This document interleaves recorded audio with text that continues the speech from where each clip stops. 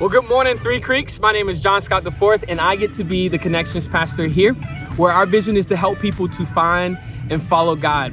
Guys, we have a great, big, exciting message for you this morning that you are not going to want to miss. I know a lot of you guys have been asking questions about what the fall is going to look like for our church. It's finally here. We're going to roll out our fall plan, and we're excited for you guys to tune in and hear that this morning. Hey, if you're here and you want to help us in advancing our vision of helping people to find and follow God, we want to give you guys the opportunity to give financially to our church. You can do that in three ways. You can give online at threecreekschurch.com. You can give by texting a dollar amount to the number located here on the screen, or you could mail in a check to the address here on the screen as well. We love you guys. In just a second, we're going to get into the message about our fall plan. We're built for this. But before we do that, we want to give you guys some time to consider giving to our church financially.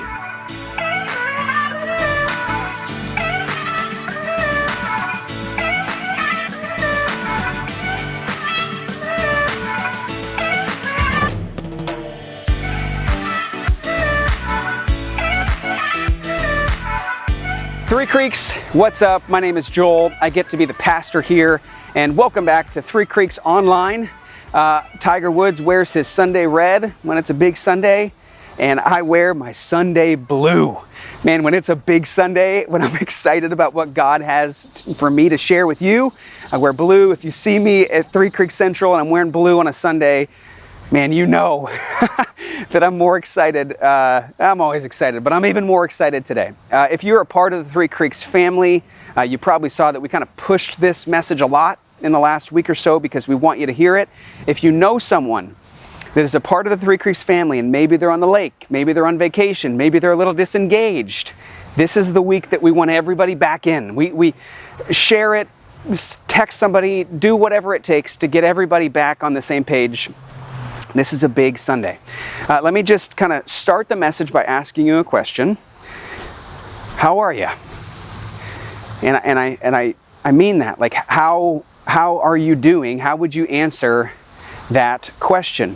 My guess is that over the last 5 or 6 months, you have answered that question a lot of different ways. You've been exhausted. You've been scared.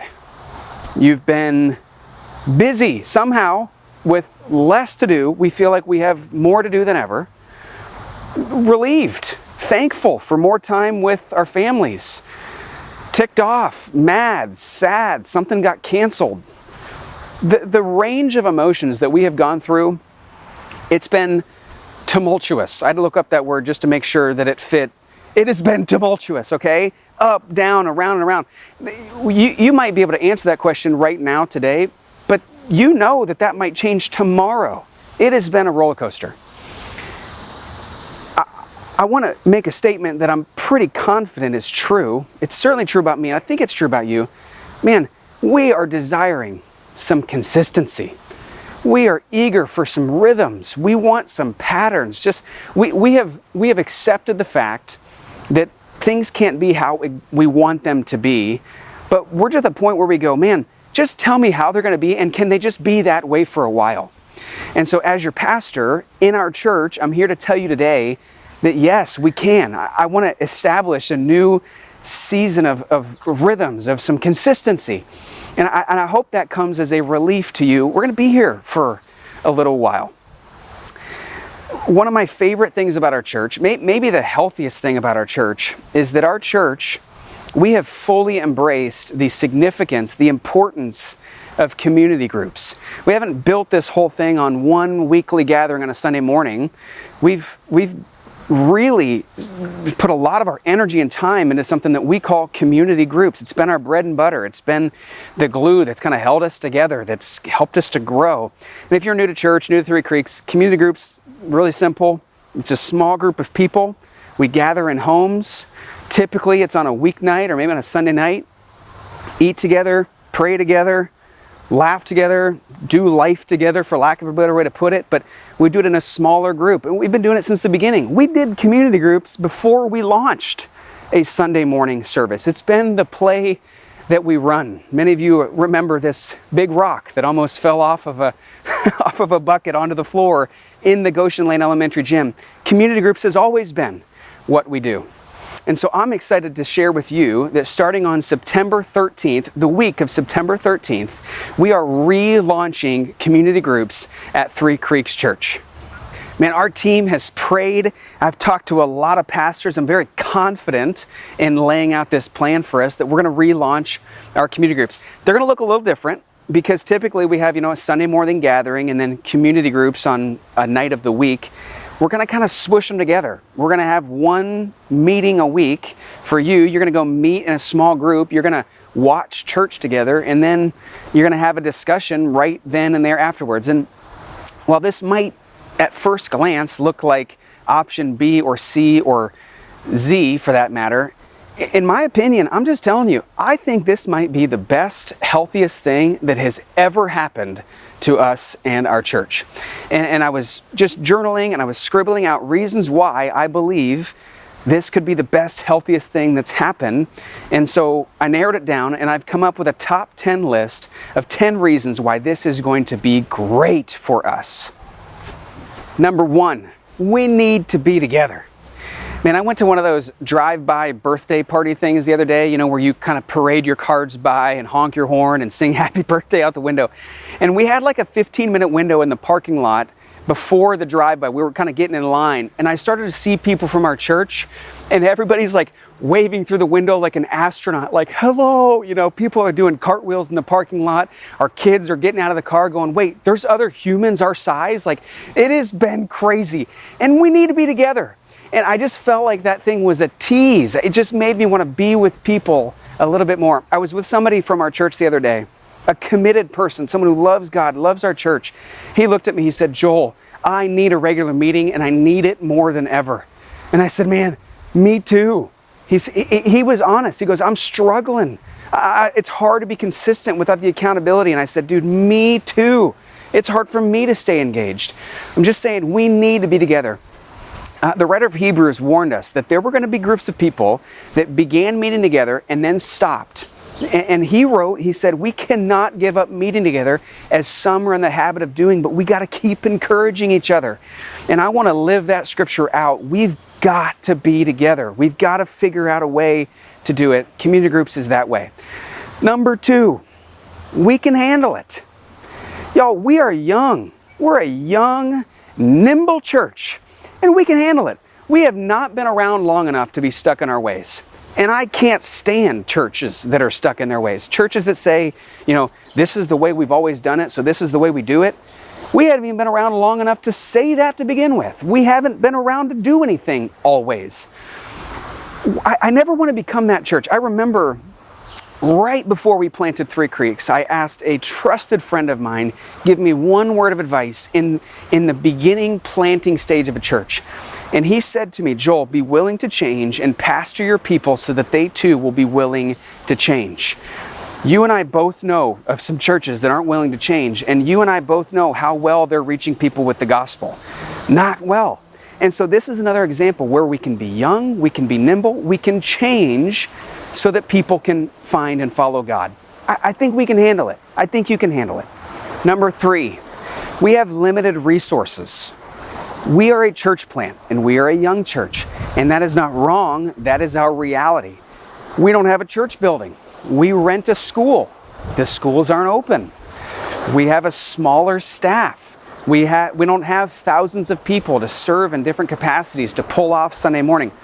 And we just have limited resources. And again, I'm not complaining. I'm just saying, that's just where we are in the life stage of our church. So I don't feel right about spending hundreds of dollars every single week to hire a professional cleaning company to come in before and after we want to gather inside of a building.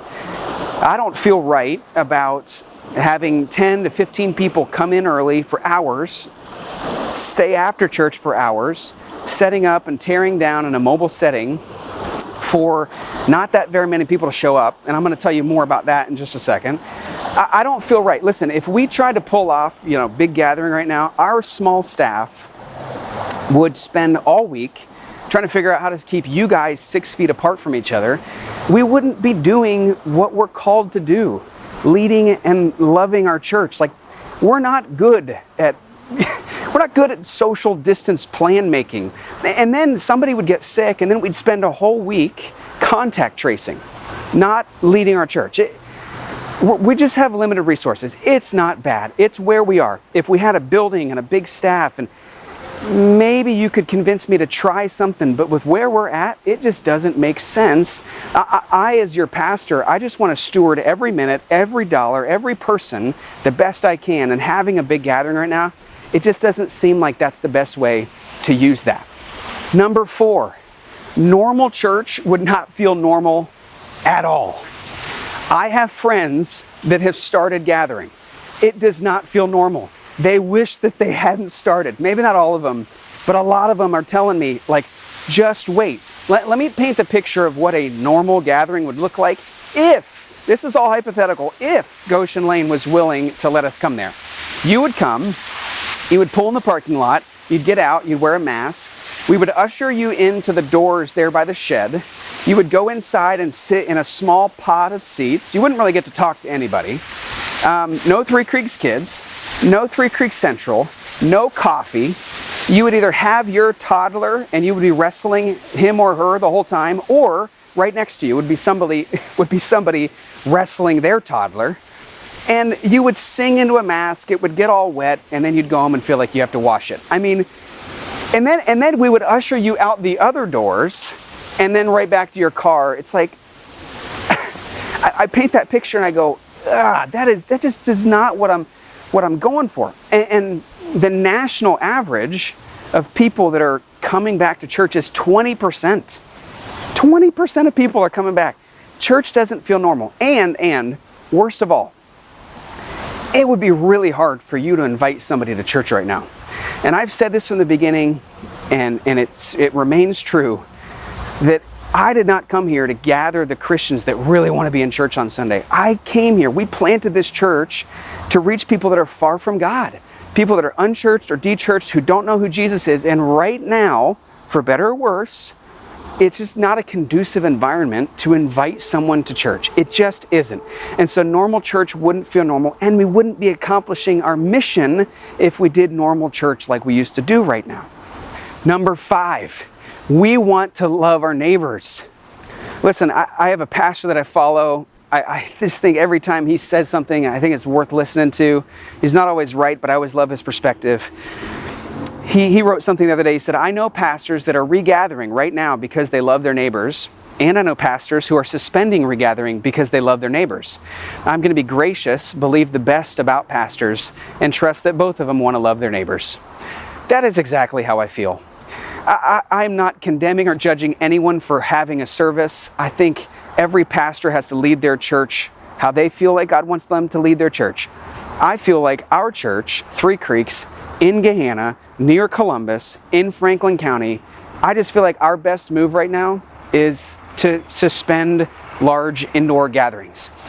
Governor Mike DeWine literally wrote all the pastors in Columbus a letter last week, and he's just he's urging us not to gather inside, and he's saying if you have to, just take every precaution.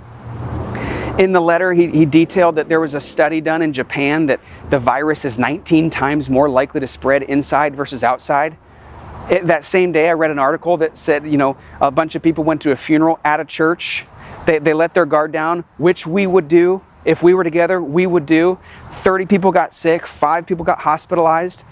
And I am the furthest thing from a public health expert. Please don't criticize me on my public policy as it relates to what we ought to do. But I'm just saying, as a pastor, I just feel like it just doesn't make sense for us to regather, because one way that we could love our neighbors today is by being a part of the solution and not taking a risk that could really make this thing bigger than it already is. Number 6, this forces more of us to step up and lead. We're going to have more groups, which means we're going to have more leaders that are going to have even more responsibility, which to me, it's even more biblical. Peter writes in 1 Peter chapter 4, verse 10, God has given each of you a gift from his great variety of spiritual gifts. Use them well to serve one another. When Peter wrote that, he was not writing that letter to a group of pastors that were in the ministry. He was writing that to the church people. He's going, you guys have gifts. You're supposed to use them to serve one another. But in our American church model, let's be honest, a lot of gifts get snuffed out, and just a few gifts are often very elevated. Francis Chan, who is one of my favorite pastors, was pastoring a huge church in California called Cornerstone. And he was just wrestling with this idea, and he wrote a book about why he left his big church. In this book called Letters to the Church, he writes this: the Bible tells us that every member of the body has a gift necessary to the functioning of the church. When I looked at what went on at Cornerstone, I saw a few other people and me using our gifts, while thousands just came and sat in the sanctuary for an hour and a half and went home. And I see that, and I agree with that. And if I'm being honest with you, we never really set out to build a church that was, around a pastor or a worship leader or whatever. But in America, it can be easy to accidentally slip into some of that, where some gifts like singing or teaching are really elevated, and wow, those are really remarkable. Well, a lot of other gifts are just shut down and dormant. Like, we're stunting people's growth. This doesn't let us do that. We have to have a lot of people step up and use their gifts to lead and pastor in our church. And some of you, I just said that, and some of you had this thing in your stomach or your heart. You were like, I think he's talking to me. And I am. And I just want you to know that if you choose to lean into this and be a leader that God's called you to be, you're going to grow like a weed. You're going to grow like crazy in your relationship with God, because you are going to feel God working through you to pastor and serve people. I am fired up to watch that happen. Number 7, this redefines our metrics of success. When someone asks you in America, like, how's your church doing? What we basically are asking is, how big is your church? And pastors, they look one level deeper sometimes. We go, well, how much money came in the offering? And while those things can be indicators of health, that does not define the success as a church. I was with someone last week, and he asked me, point blank, he said, is it hard being a pastor in America? I said, yeah. He said, why? I said, because everybody here measures success differently than God does. Because we measure it in, like, how good was the pastor, or how good is the band, or how many people go. God doesn't measure it like that. God measures the success of a church. Are people finding me there? Are people following me there? Are disciples being made there? Are people loving and serving people there? And if I'm just being honest, listen, those kinds of things, they can't always be counted. They're not easily measured. Numbers, you can count them. Number of, people in the seats, you can count that. You can't. One of the things that I have to remind myself of all the time is God counts things that can't be counted. And when I think about, the health of our church, this fall, I'm not going to be able to count things as much, because I'm not going to know what's going on all the time. And that comes as a tremendous relief that I'm not involved in all of the spiritual growth that's going on in our church. I love it. Number 8, we can still love Gehenna. Our values are not changing. One of our values is that we want to serve our city, man. We want to serve it in a way that if we left, our city would miss us. And I've said this before, I should say it again. I know that's going to take a decade, and that is the mission that we're on, to serve this city in a way that if we left, people would go, where do they go? Where do they go? So we just did Serve Gehenna Week. It was awesome. We're planning towards doing a 4th annual, which is crazy to say, 4th annual Gehenna gift shop. We're going to do it safely. We still want to serve those families. And I was talking with John Scott today. He's talking with some other pastors. He's talking with the school superintendent about somehow helping families that have, they're homeschooling their kids because of all this online stuff. So tutoring. I don't know what it looks like yet, but I can promise you that you will have an opportunity to serve people in the city. It's what we do. It's what the church does. It's what we're supposed to do. And so we're going to keep doing that. That doesn't stop just because we're not gathering in a big group. Number 9, you can invite somebody to join you. I have always wondered, and I'm curious even what you think, Is it easier to invite somebody to church on a Sunday morning, or would it be easier to invite somebody to community group? Especially somebody who's just kind of unsure about God, religion, church. I don't know that I know the answer. Probably depends on who it is and their personality and maybe their experience with church. Typically, when we think about inviting someone to church, we think about a Sunday morning, right? We think about Easter or Christmas being like the easy invite where we give you the cards and you hand them out at work or whatever. But this is kind of a new thing we're going to try. You can invite someone to join you. Last week, I invited somebody, never been in a group. As far as I know, they've never been in a group at a church. I invited somebody to join ours, and they said yes. And I'm like, man, maybe this is going to work. This is a unique season. I'm not talking about sharing a video on Facebook. I'm just saying, who could you invite to your home, to your group, to come and find out more about how much God loves them? This is a new thing. It's a new invite. And God's going to change somebody's life through this. Number 10, and it's the title of this message, we're built for this. We are built for this. We've been running community groups from the beginning. If we tried to start it right now, it would not work. It just wouldn't work. The national average of people in a church that are in a group, 27%. At Three Creeks, it is and always has been above 80%.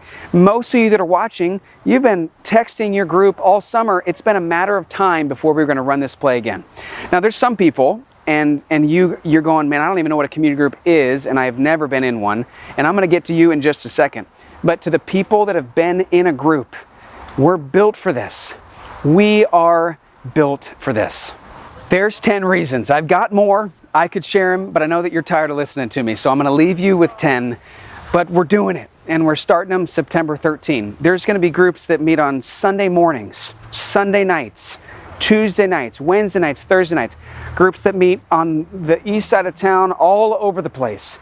Groups that are open, groups that are closed, groups that are small, maybe 8 people or less, groups that are a little bit bigger than that, maybe up to 20 people.